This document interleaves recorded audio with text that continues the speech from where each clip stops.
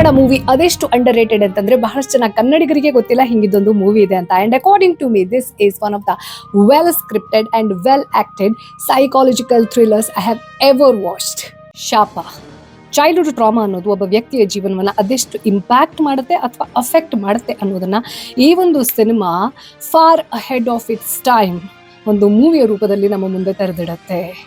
Specially parents ತಮ್ಮ ಮಕ್ಕಳ ಜೊತೆ ಯಾವ ರೀತಿ ಮಾತಾಡ್ತಾರೆ, ಅವರ ಒಳಗಡೆ ಅವ್ರ ಬಗ್ಗೆ ಯಾವ ರೀತಿ ಬಿಲೀಫ್ ಸಿಸ್ಟಮ್ ಅನ್ನ ಹುಟ್ಟುಹಾಕ್ತಾರೆ ಅನ್ನೋದ್ರ ಮೇಲೆ ಸೈಕಾಲಜಿಕಲಿ ಆ ಮಗು ಯಾವ ಒಂದು ನಂಬಿಕೆಯನ್ನ ತನ್ನ ಮೇಲೆ ಇಟ್ಕೊಳ್ಳುತ್ತೆ ಅನ್ನೋದ್ರ ಮೇಲೆ ಅದರ ರಿಯಾಲಿಟಿ ಬದಲಾಗ್ತಾ ಹೋಗುತ್ತೆ ಅನ್ನೋದನ್ನ ಸೈಕಾಲಜಿಕಲಿ ಎಷ್ಟು ಬ್ಯೂಟಿಫುಲ್ ಆಗಿ ಈ ಕನ್ನಡ ಮೂವಿ ನಮಗೆ ತೆರೆದಿಡುತ್ತೆ ಅಂತಂದ್ರೆ, ಎಸ್ಪೆಷಲಿ ರಮೇಶ್ ಅರವಿಂದ್ ಅವರ ಅದ್ಭುತ ನಟನೆ ಹಾಗೆ ಜೈ ಜಗದೀಶ್ ಮತ್ತು ಅನು ಪ್ರಭಾಕರ್ ಅವರ ಮುಖ್ಯ ಭೂಮಿಕೆ ಅನ್ನೋದು ಈ ಒಂದು ಸಿನಿಮಾದ ಸ್ಕ್ರಿಪ್ಟ್ ಏನಿದೆ, ಸೈಕಾಲಜಿಕಲ್ ಸ್ಕ್ರಿಪ್ಟ್, ಅದಕ್ಕೆ 100% ಎಫರ್ಟ್ನ ಜೊತೆ ಆಕ್ಟಿಂಗ್ ಅಲ್ಲಿ ಡೆಲಿವರ್ ಮಾಡಿದ್ರು ಕೂಡ somehow this movie still comes under one of the most underrated movies. Definitely it is a must watch if you are a Kannadiga or non Kannadiga.